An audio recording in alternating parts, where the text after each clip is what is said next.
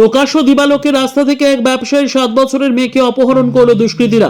ঘটনাটি ঘটেছে মালদার হরিশ্চন্দ্রপুর থানার অন্তর্গত সালালপুর গ্রামে। ঘটনায় রীতিমতন চাঞ্চল্য ছড়িয়েছে এলাকা জুড়ে। প্রতিবেশীরা জানান, দুই ব্যক্তি মাথায় হেলমেট পরে বাইক নিয়ে এসেছিল এবং কিছুক্ষণ দাঁড়িয়ে থাকার পরই মেয়েটিকে তুলে নিয়ে চম্পট দেয়। ঘটনাস্থলে হরিশ্চন্দ্রপুর থানার বিশাল পুলিশ বাহিনী। ঘটনার পর আতঙ্ক ছড়িয়েছে পুরো এলাকা জুড়ে। আমি দেখি না ওকে। কোন দিক থেকে আসছিল তারা? ওদিকে গেছিল, ওদিকে কোথায়? বাড়ির বাইরে? বাড়ির বাইরে গেছিল, ওখানে দিঘিটার কাছে গেছিল, ওখান থেকে চলে গেল। কতজন ছিল অপহরণকারীরা? আমি দেখি না, দুজন ছিল বলে। চাদর পরা ছিল লোকটা, দুটো লম্বা করে মোটা করে লোকটা ছিল। কি নিয়ে এসেছিল তারা? বাইক নিয়ে এসেছিল।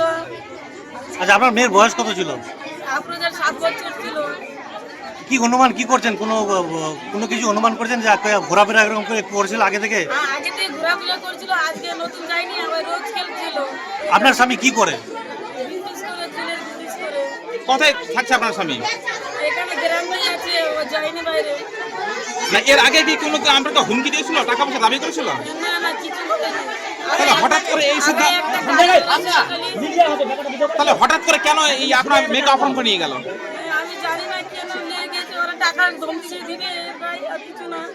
আপনার মেয়ে কি পড়াশোনা করতো? হ্যাঁ, পড়াশোনা করতো। কোন স্কুলে? করছিল, এখানে সানি স্কুলে পড়াশোনা করছিল। কোন ক্লাসে পড়ছে? ইউকেজি করছিল।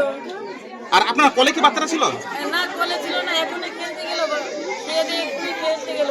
কি নাম বাচ্চারা? কি নাম? আফরোজা খাতুন। আর আপনার নাম? মালা বিবি। আপনি কি হলেন? মা।